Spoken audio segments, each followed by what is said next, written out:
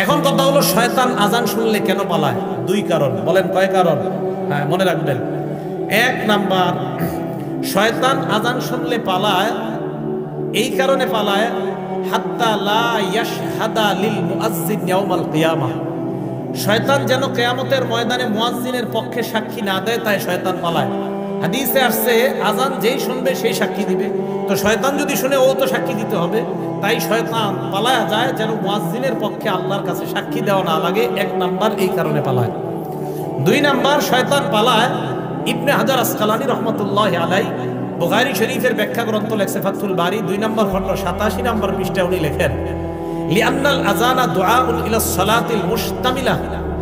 কেননা আজান এমন এক আহ্বান, যে আহ্বান মানুষকে নামাজের দিকে ডাকে। এমন নামাজ, যেই নামাজ মুশতামিলাতুন আলাস সুজুদিল্লাযী আবাহ, যেই নামাজের মধ্যে সেজদা আছে, আর ওই সেজদা শয়তান অস্বীকার করেছে আল্লাহর সামনে।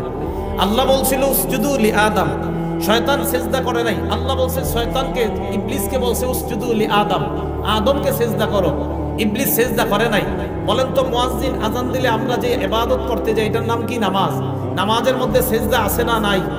তো যেই নামাজে সেজদা আছে, এমন নামাজের আহ্বান শয়তান এই জন্য শুনতে চায় না যে তোরা এমন এক কাজ করবি একটু করে সেজদা, যেই সেজদা অস্বীকার করার কারণে আল্লাহ আমারে জান্নাত থেকে বের করছে।